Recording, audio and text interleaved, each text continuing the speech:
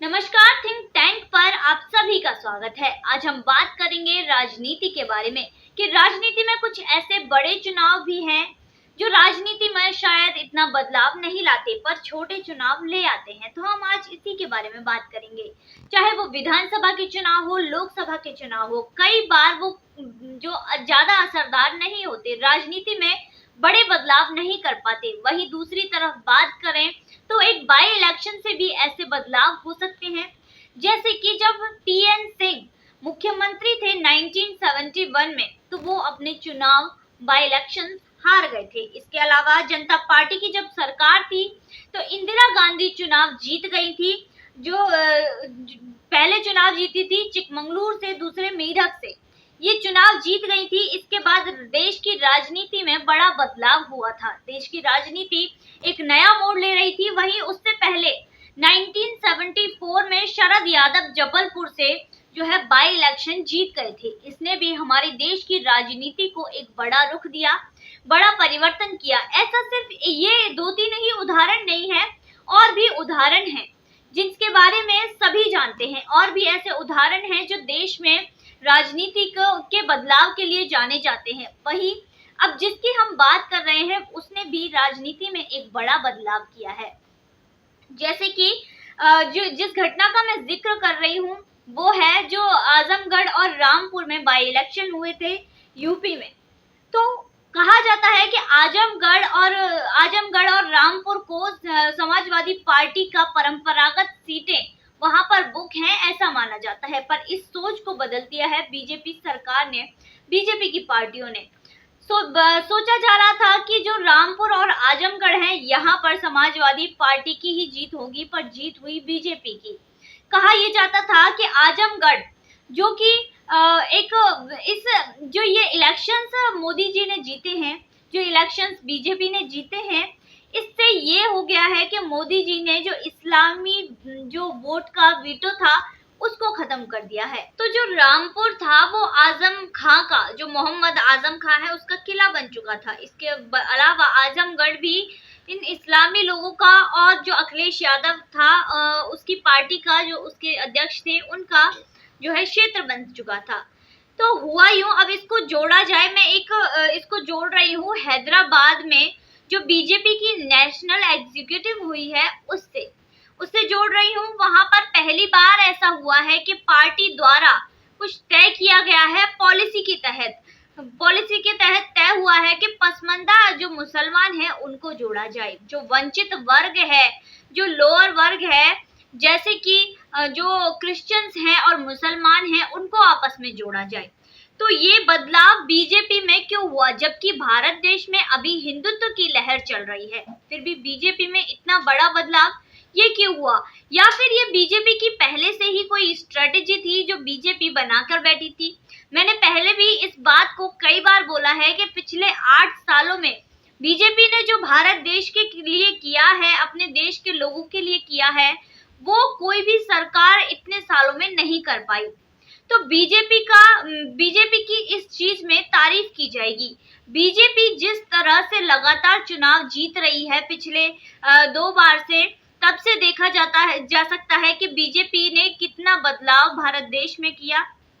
जो ये लोग थे, और सबसे बड़ा जो मुस्लिम वोट बैंक थी, मुस्लिम जो वोट वीटो था, उसको खत्म कर दिया। जो लोग सोचते थे कि हम यहाँ से जहाँ खड़े हो जाते हैं वहीं से लाइन शुरू होती है, उसको खत्म कर दिया।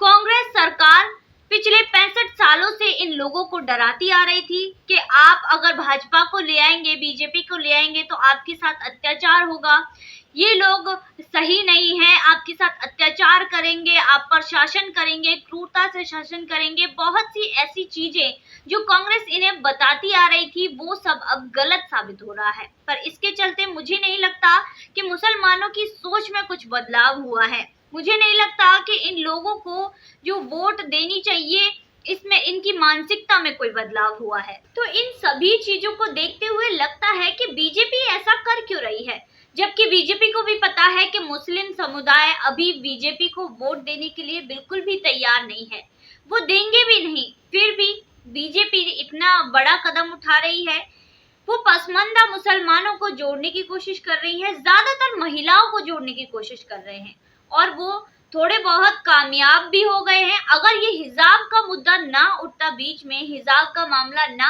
आता, तो शायद थोड़े ज्यादा जो है कामयाब हो जाते इनको जोड़ने की जो कोशिश की थी उसमें उसमें थोड़े और कामयाब हो जाते। पर अब सवाल फिर से यही उठता है कि बीजेपी की क्या इसमें कोई स्ट्रेटेजी है? बीजेपी ऐसा कर क्यों रही है? मुझे तो लगता है इन सभी चीजों में भी नरेंद्र मोदी जी की कोई स्ट्रेटेजी रही होगी, क्योंकि बिना स्ट्रेटेजी के नरेंद्र मोदी ऐसा कोई काम नहीं करते जो बिना स्ट्रेटेजी के किया हो। वो पूरी जो स्ट्रेटेजी तैयार करते हैं कि इस काम में कोई गड़बड़ ना हो, और वही उन्होंने किया कांग्रेस के खिलाफ। कांग्रेस में जो परिवारवाद चलता है उसमें भ्रष्टाचार, तुष्टीकरण और देश विरोधी बातें होती हैं। तो वो बातें इस ऐसे कटघरे में लाकर जो मोदी जी ने इन्हें खड़ा कर दिया है कांग्रेस को, कि ये बातें इनसे चिपक गई हैं। मुझे नहीं लगता कि पिछले राजनीतिक कैरियर में कांग्रेस के ऐसी हालत हुई होगी जो आज बीजेपी सरकार ने इनकी कर दी है। ये ना इधर के रहे ना उधर के रहे, तो इनकी हालत ऐसी हो गई है आज कि इनको खुद समझ नहीं आ रहा है कि ये क्या करें। ये बुरी तरह फंस चुके हैं। वहीं दूसरी तरफ आज हम कांग्रेस की बात नहीं कर रहे हैं, हम बात करेंगे विपक्षी दलों की। तो विपक्षी दलों में जो वैचारिक अधिकार है, चाहे दिखावे के हो, बट वैचारिक अधिकार है, पूंजीवाद है, इसके अलावा जो समाजवाद है, धर्मनिरपेक्षता है, मुस्लिम तुष्टीकरण है, इन सब को एक एक करके बीजेपी सरकार ने तोड़ दिया है। इन सभी को तोड़ दिया है। जातीय अस्मिता हो, चाहे जातीय अस्मिता हो, इसको भी तोड़ दिया है। जातीय अस्मिता का कार्ड लेकर ही समाजवादी पार्टी कई बार, एक नहीं बल्कि 4-5 बार यूपी में चुनाव हार चुकी है। तो यही हालत होने वाली है इनकी, यही चीज हो रही है। आज मोदी जी ने इस जिस वोट के ऊपर ये उछलते हैं, जिस वोट के लिए ये चुपचाप बैठे रहते हैं कि जी हमें तो यही वोट मिलेगा, मुस्लिमों का वोट, मुस्लिम वीटो को मोदी सरकार ने खत्म कर दिया है। ये सारी चीजें जो बाई इलेक्शन हुआ आजमगढ़ और रामपुर में, इससे देखी जा सकती हैं। तो जो सेक्युलरिज्म की जो पॉलिटिक्स पिछले 7 दशकों से चली आ रही थी, बीजेपी सरकार ने उसे भी खत्म किया है और मुसलमानों को ये बता दिया है कि हम तो सत्ता में रहेंगे ही, अब तुम्हें तय करना है कि तुम्हें हमारे साथ चलना है, हमारे विपक्ष में खड़ा होना है, क्योंकि तुम चाहे कुछ भी कर लो, कितने भी एजेंडे लगा लो, पर हम यहाँ से हिलने वाले नहीं हैं। तो उन्होंने ये बता दिया है। इसके अलावा दूसरे दल जो इनके वोटों पर जीते थे, इनके वोटों को अपनी ताकत समझते थे, उनको भी ये बता दिया है कि मुसलमान के बारे में बोलोगे तो हिंदू भी कम हो जाएंगे, हिंदू तो कम होंगे ही, फिर इसके बाद तुम्हारा सत्ता में आना तो छोड़ो, विपक्षी दल के रूप में भी तुम ठीक से खड़े नहीं हो पाओगे और तुम्हारी ताकत कम हो जाएगी। तो ये जो सारी चीजें हैं मोदी सरकार ने इन्हें समझा दी है, अच्छे से समझा दी है। अब मुस्लिम समुदाय के लोगों का जो वोट बैंक है उसे खत्म कर दिया है। अब वो उन्हें वोट देने जाना है नहीं जाना है वो उनकी मर्जी है, और इसके अलावा अगर जाना है तो एक एक करके जाना है, चुपचाप जाना है, ना कि जो है शोर मचा कर जाना है, ना ही दंगे कर कर जाना है। तो ये चीजें जो मुस्लिम समुदाय की थी वो बीजेपी सरकार ने खत्म कर दी है, और विपक्षी दलों को भी अच्छे से समझा दिया है कि हम तो 30-35 साल तक यहाँ से हिलने वाले नहीं हैं, और जनता भी ये जानती है। और जो लोग सोचते हैं, जिन्हें मोदी सरकार का काम दिख रहा है, वो सभी यही बोलते हैं कि 30-35 साल तक बीजेपी सरकार भारत से कहीं नहीं जाने वाली। तो इस चीज से भी विपक्षी दल डरे हुए हैं, क्योंकि उन्हें पता चल गया है कि मोदी की स्ट्रेटेजी इतनी स्ट्रांग होती है कि इन्हें काट पाना बहुत मुश्किल है। तो अब बात यहाँ आती है कि नरेंद्र मोदी जी ने सिर्फ मुसलमानों की बात क्यों नहीं की, पसमानदा मुसलमानों की बात क्यों की? तो मैं बता दूं कि नरेंद्र मोदी जी के रडार पर जो थे, वंचित वर्ग सबसे पहले था। वो शुरू से ही ये मुद्दा लेके चले थे, वंचित वर्ग को अपने साथ लेके चले थे। तो इसलिए पसमानदा जो मुस्लिम समुदाय है उसके बारे में मोदी जी ने बात की, सिर्फ मुसलमानों को छोड़कर। इसके अलावा जो लोग थे, जो इनका ठेका लिए हुए थे, मुसलमानों का जो ठेका लिए हुए थे, मुस्लिम समाज के लीडर थे, इनको तोड़ने की कोशिश की गई, इनको तोड़ा गया। सबसे पहले जो महिलाएं हैं इनको तोड़ा गया, इनके बीच फूट पैदा की गई। उसके अलावा इनको तोड़ने का काम चल रहा है।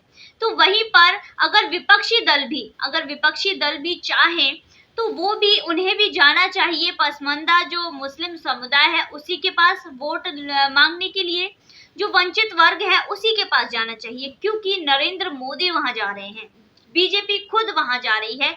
इसलिए विपक्षी दलों को अगर कुछ करना है तो विपक्षी दलों को भी यहीं पर वोट मांगने के लिए जाना चाहिए। तो फिर से अगर रामपुर और आजमगढ़ की बात करें तो बीजेपी ने जो विपक्षी दल हैं उनके कोड वोट को सेंध लगा दी है। उनमें ये कंफ्यूजन पैदा कर दी गया है कि कितना वोट कौन ले गया है। आजमगढ़ में यादव कितना टूटा है, मुसलमान कितना टूटा है, रामपुर में मुसलमान कितना टूटा है, ये सारी बातें इनके अंदर घुस के कचोट रही हैं। इसके अलावा जो विरक्ति का भाव है सेकुलर पार्टी में जो मुसलमानों का है, मुसलमानों के प्रति है, वो भी, उसको भी इन्होंने तोड़ दिया है। एक रणनीति मोदी की हमेशा से रही है, हमेशा से वो ये चाहते हैं कि मुस्लिम वोट बैंक को खत्म कर दिया जाए। उनकी भावना ये नहीं है कि बीजेपी का मुस्लिम सपोर्ट करें या बीजेपी के अलावा किसी और को सपोर्ट करें, पर उनका सिर्फ इतना सा भाव है, बीजेपी सरकार बस इतना चाहती है कि बीजेपी को हराने के लिए मुस्लिम समुदाय के लोग किसी और जो पार्टी है उसको वोट ना करें, उसको सपोर्ट ना करें। इतनी रणनीति लेकर बीजेपी शुरुआत से चल रही है। बीजेपी की यही रणनीति रही है कि मुसलमानों को वोट देने से कैसे रोका जाए। तो आजमगढ़ और रामपुर में यही हुआ कि मुस्लिम समाज के जो लोग थे वो वोट देने ही नहीं गए। इसके अलावा जो बीजेपी की रणनीति थी वो कामयाब हुई और यहाँ पर जो समाजवादी पार्टी थी उसकी हार हुई। तो नरेंद्र मोदी और बीजेपी ने क्या स्ट्रेटेजी अपनाई, जो सेक्युलर पॉलिटिक्स है उसको दफन कर दो। इसके अलावा जो दूसरा है, मुस्लिम समाज की जो एलिट सर्वहारा है उसका बंटवारा कर दो। इसके अलावा जो विपक्षी दल का कोड वोट है, जो मुस्लिम समुदाय है जो उनको वोट करते हैं, इसके बाद वोट लेने के बाद वो अपनी जाति और समाज के लोगों को जिता देते हैं, इसको भी तोड़ दो। तो ये सारी स्ट्रेटेजी मोदी सरकार ने जो है अपनाई और इसका जो नतीजा है वो देखने को मिलेगा 2024 के जो लोकसभा चुनाव आएंगे उनमें। लोकसभा चुनाव में इसका बड़ा नतीजा देखने को मिलेगा। तो आज की वीडियो में बस इतना ही, फिर मुलाकात होगी नई वीडियो नए विषय के साथ। देखते रहिए थिंक टैंक।